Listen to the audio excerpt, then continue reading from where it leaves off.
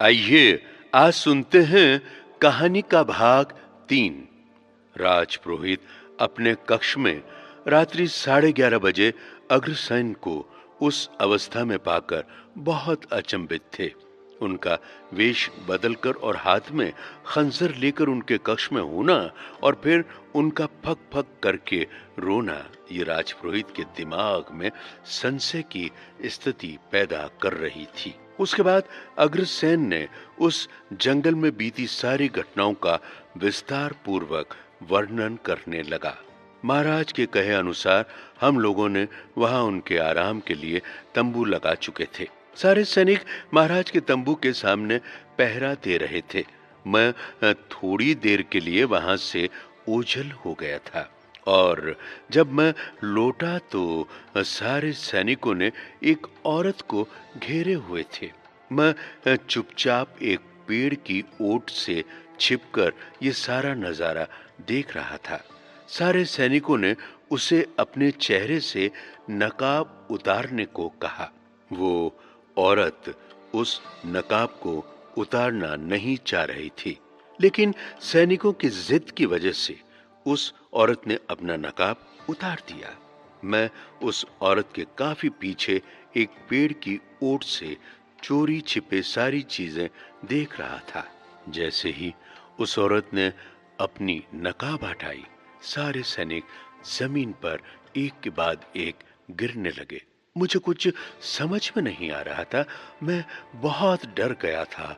उसके बाद वो औरत उस तंबू के अंदर थोड़ी देर के लिए चली गई।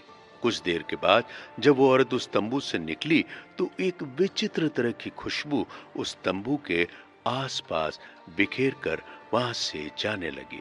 मुझे एक मन उस औरत का पीछा करने का कर रहा था, लेकिन मैंने सोचा तंबू के अंदर जाकर महाराज को सारी बातें बता दूं। उस औरत के वहां से जाने के बाद मैं उस पेड़ की ओट से निकलकर जैसे ही महाराज के तंबू के पास पहुंचा ही था कि एक जोर का झटका लगा और मैं कई फीट उछलकर दूर गिरा और बेहोश हो गया। और जब मुझे होश आया तो महाराज भान सिंह अपने तंबू में नहीं थे। मैं चुपचाप जिस दिशा से वो विचित्र खुशबू आ रही थी उधर ही जाने लगा। डरते डरते मैं उस दिशा में बढ़ते जा रहा था। मुझे उस जंगल में एक कुटिया दिखाई थी और साथ ही साथ महाराज का घोड़ा एक पेड़ से बंधा हुआ दिखा। मैं चुपचाप एक पेड़ की ओट में छिपकर एक बार फिर से सारी चीजों को देखने लगा।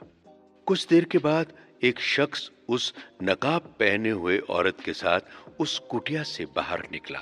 उसके बाद जो घटना वहां घटी उसे देखकर मुझे विश्वास ही नहीं हो पा रहा था। देखते ही देखते उस शख्स ने अपना रूप महाराज भान सिंह की तरह ही धारण कर लिया। वो दृश्य देखकर उस पेड़ की ओट के पीछे मेरी हालत खराब होने लगी थी। थोड़ी ही देर में वो दोनों महाराज भान सिंह के घोड़े पर बैठकर निकल गए। मैं कुछ देर बाद उस पेड़ की ओट से निकलकर उस कुटिया की तरफ बढ़ने लगा। उस कुटिया के अंदर कोई भी नहीं था। मैं बहुत डर गया था। मैं तुरंत ही वहां से निकल गया, लेकिन जब मैं भानगढ़ पहुंचा तो मुझे ये बात पता चली कि राजा भान सिंह उस नकाब वाली औरत को लेकर शाही मेहमान खाने में रुके हैं। तो मुझे अपना वेश बदलकर रात्रि में यहाँ आना पड़ा। ये बात सिर्फ मैं ही जान रहा हूँ कि जो राजा भान सिंह उस रहस्यमय नकाब वाली औरत के साथ यहाँ आए हैं वो कोई और ही मायावी है। हमारे महाराज भान सिंह अभी कहाँ और किन परिस्थितियों में हैं ये पता नहीं। न जाने किसकी नजर लग गई है इस भानगढ़ को। अब तो इस भानगढ़ में कौन महाराजा का हितैषी और कौन दुश्मन है पता ही नहीं चल पा रहा है। इतना कहने के बाद वो अग्रसेन सिसक सिसक कर फिर से रोने लगा। अपनी बात बताकर अग्रसेन ने राजपुरोहित को पूरी तरह से उलझा कर रख दिया था। उसे कुछ भी समझ में नहीं आ रहा था कि आखिर वो किन की बातों पर यकीन करे। सभी अपनी अपनी कहानी बता रहे थे। राजपुरोहित ने अग्रसेन को अपने ही कक्ष में बने हुए एक गुप्त कमरे में ले जाकर छिपा दिया और अगली सुबह का इंतजार करने को कहा। राजपुरोहित को अब नींद नहीं आ रही थी। एक बार फिर से ऐसा लग रहा था कि इस भानगढ़ में काली शक्तियां हावी हो रही हैं। अचानक से जोर का एक घंटा बजा। ये घंटे की आवाज भानगढ़ के घंटा घर से आ रही थी, जो कि रात्रि 1 बजे का इशारा कर रही थी। राजपुरोहित थोड़ी देर अपने ही कक्ष में बिस्तर पे बैठकर कुछ सोचने लगा। फिर अचानक राजपुरोहित अपने कक्ष से निकलकर सेनापति संबल सिंह के कक्ष की ओर जाने लगा। थोड़ी ही देर बाद राजपुरोहित सेनापति संबल सिंह के कक्ष के सामने पहुंच चुका था। सेनापति के कक्ष के आगे द्वारपाल ने राजपुरोहित को झुककर उनका अभिवादन किया। राजपुरोहित ने उस द्वारपाल से कहा, वो सेनापति संबल सिंह से अतिशीघ्र मिलना चाहते हैं। गुस्ताखी माफ हो गुरुदेव, सेनापति संबल सिंह अपने कक्ष में नहीं हैं। वो पिछले 2-2.5 घंटे से अपने कक्ष से बाहर ही हैं। सेनापति संबल सिंह अपने कक्ष से बाहर निकलने से पहले हम दोनों को यहीं रुकने को कह गए थे। द्वारपाल की बात सुनकर अब उनका दिमाग ठनकने लगा था। राजपुरोहित के दिमाग में अब जो भी शक पनप रहा था वो अब पुख्ता हो चुका था। राजपुरोहित बिना देरी किए हुए वहां से तुरंत निकलकर शाही मेहमान खाने की तरफ बढ़ने लगे। कुछ ही देर बाद राजपुरोहित शाही मेहमान खाने के कक्ष के आगे खड़ा था। वहां के द्वारपाल ने बताया कि सेनापति संबल सिंह और राजा भान सिंह पिछले 2 घंटे से अंदर ही हैं और किसी को भी अंदर आने से मना किया है। वो दोनों द्वारपाल राजपुरोहित के काफी विश्वास पात्र थे। उन दोनों ने राजपुरोहित को उस कक्ष के अंदर जाने की अनुमति दे दी। राजपुरोहित चुपचाप दबे कदम उस कक्ष के अंदर दाखिल हो गया। अंदर के एक कमरे में वो रहस्यमय नकाब वाली औरत बिस्तर पे सोई हुई थी और उनके बगल में ही एक इत्र की शीशी भी रखी हुई थी। उनका चेहरा किसी कपड़े से ढका हुआ था। राजपुरोहित धीरे धीरे वहां उस कमरे से निकलकर बाहर आ गया। अचानक से राजपुरोहित के कानों में किसी के हंसने की आवाज आई। राजपुरोहित उसी आवाज की तरफ बढ़ने लगा। वो आवाज किसी दूसरे कमरे से आ रही थी। कमरे का दरवाजा खुला हुआ था।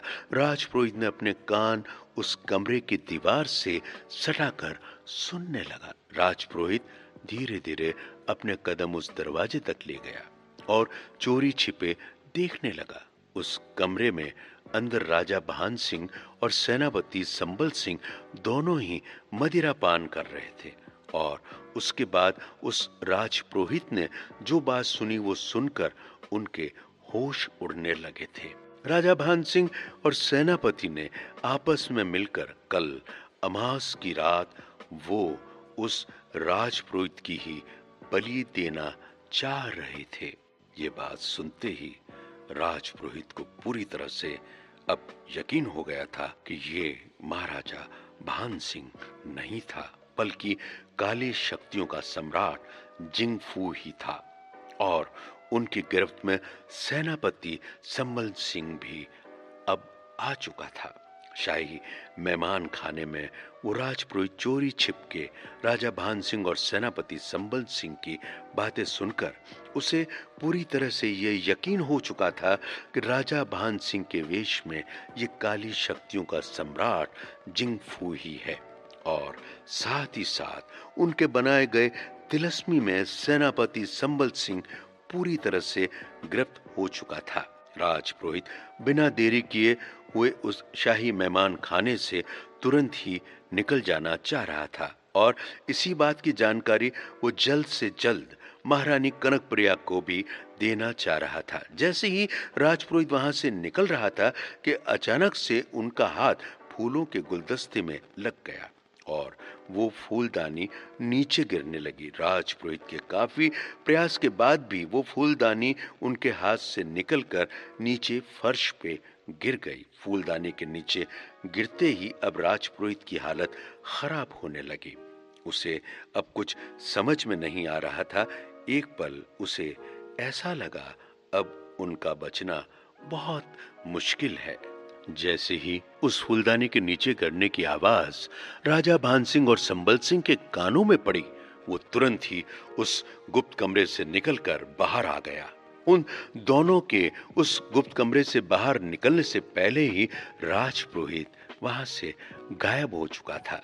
बाहर फूलदानी नीचे गिरकर टूटी हुई फर्श पे बिखरी हुई पड़ी थी।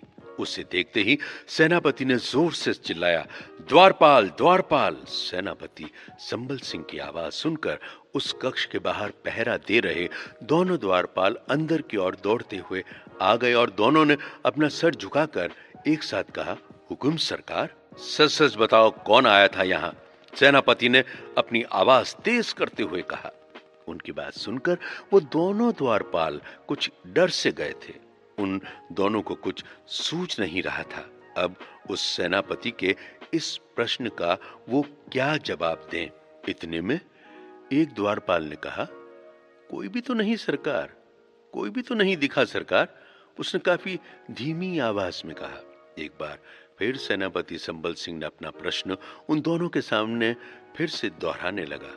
अभी सेनापति की बात पूरी भी नहीं हुई थी कि अचानक से एक बिल्ली के बोलने की आवाज आई। बिल्ली की आवाज सुनते ही राजा भान सिंह और सेनापति संबल सिंह उस दिशा में देखने लगे। उस टूटी हुई फूलदानी के बगल में एक काली बिल्ली घात लगाकर बैठी हुई थी। बिल्ली को देखकर उन दोनों का गुस्सा थोड़ा शांत हुआ। मदिरा के नशे में उन दोनों को ये लगा कि शायद ये काम उस काली बिल्ली का ही हो।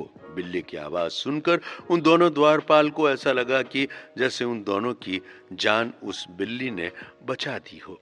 सेनापति संबल सिंह ने तुरंत ही उन दोनों द्वारपाल को बाहर पहरा करने का फिर से आदेश दिया। सेनापति संबल सिंह की बात सुनते ही उन दोनों द्वारपाल ने जो हुक्म सरकार बोलकर तुरंत ही वहां से निकलकर बाहर की ओर चल दिए। द्वारपाल के बाहर जाती ही फिर दोनों उस गुप्त कमरे में जाकर मदिरा पान करने लगे।